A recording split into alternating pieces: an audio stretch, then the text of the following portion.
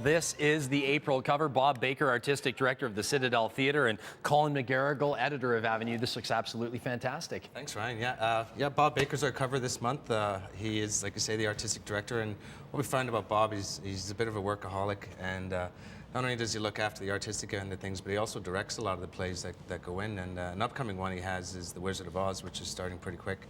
And he's just a workhorse for the Citadel, and I think he's really brought theatre to the next level here in Edmonton, so we were glad to feature him and also talk about his fashion sense in the magazine as well. Well, you guys do such a great job of covering fashion and arts and style and all of those things. Of course, you've got the best dressed Edmontonians, male and female, and we're going to get to them in a minute. But first of all, I want to talk about one of your feature stories in here, The Hidden City.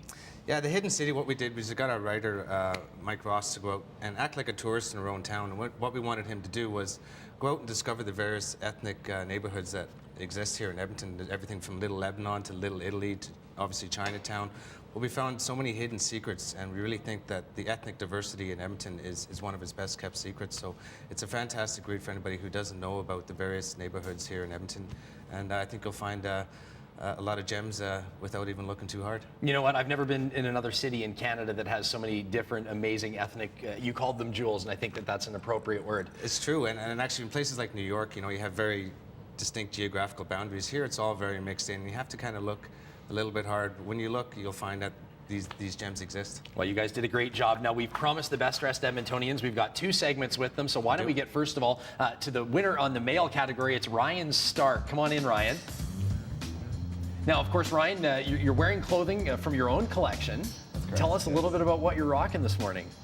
Just a blazer. I started just creating it, kind of how I wake up, how I feel, the mood, and then kind of what I have for the day ahead.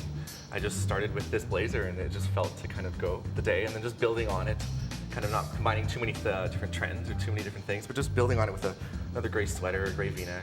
Yeah, you know, it works, and it's definitely unique, but at the same time, it's casual, and it's not sort of abrasive. You know, I don't know, Colin, how the selection process worked, but sometimes you see people that are maybe candidates for best dressed, or people that you notice their fashion sense, but it's just loud. This is nice. Yeah, actually, we were looking for people that weren't too over the top. I mean, there's a lot of people that were dressed, and they were dressed great, but it was just a bit too much. And we wanted something that more reflected the casual and classy style that is Edmonton, and Ryan was one of those who picked up on it. Okay, Ryan, we're going to let you go change for the next segment, and now we'll call in the winner in the female category, Steph Rogers. Come on in, Steph. Edmonton's best dressed woman. How you doing? Good, how are you? Good, congratulations on the honor. What are you wearing today? Right now I'm really into denim, and I just loved these kind of like turquoise colored denim, and I love blazers, so thought I'd throw on a blazer with it, just something really casual, so. Yeah, we know that the skinny jean obviously has exploded in popularity, and then you got a new twist. You're even rolling it up a little bit. Is that your own thing? Yeah, just a little bit of a cuff and kind of do something different, so. Where do you take your style cues from?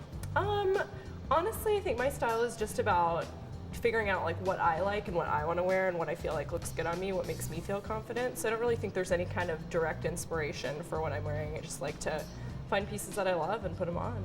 Nice and simple. Yeah. I love it. Okay, we're going to let you go get changed as well. Colin McGarrigle, you're going to stick around as well, my friend. Promise? You betcha. Okay, Breakfast Television returns with more style tips and plus a couple more peeks into this brand new issue of Avenue Magazine. We'll be back in 2.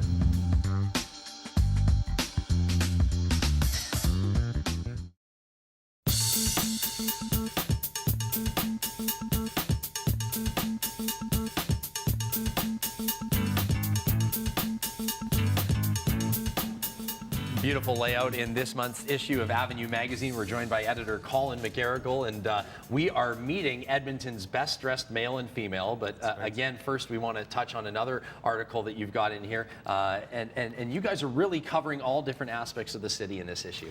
Well, we really want to keep all the stories local, and it's very important to us that we talk about the issues that are important to Edmontonians. So not only do we do local issues, but even in our Cool Hunter section, we also talk about stuff that's available locally to buy, you know, stylish items and everything. So we're all about Edmonton for sure. And you've got people keeping their eye out for stylish items to buy, but you've also got people keeping their eyes on their neighbors. That's true, yeah.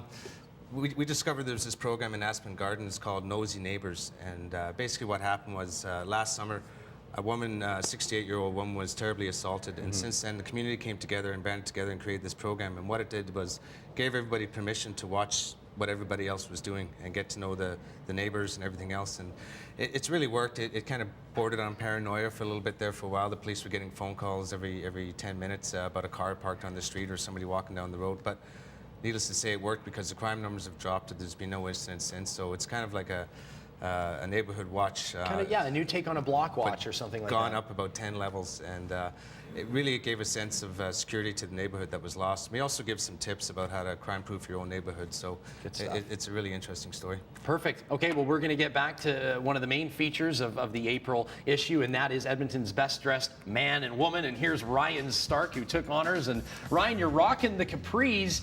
My wife now has been trying to get me to rock capris, and I don't know if it takes confidence or if it just fits certain people. For you, is it something that just feels natural? It does, yeah. It's a nice way to, on a cooler day, but still when it's summer out, you can wear them. Yeah. And at the same time, you still look very stylish. You've got some really nice leather dress sandals and a casual but still good-looking sweater.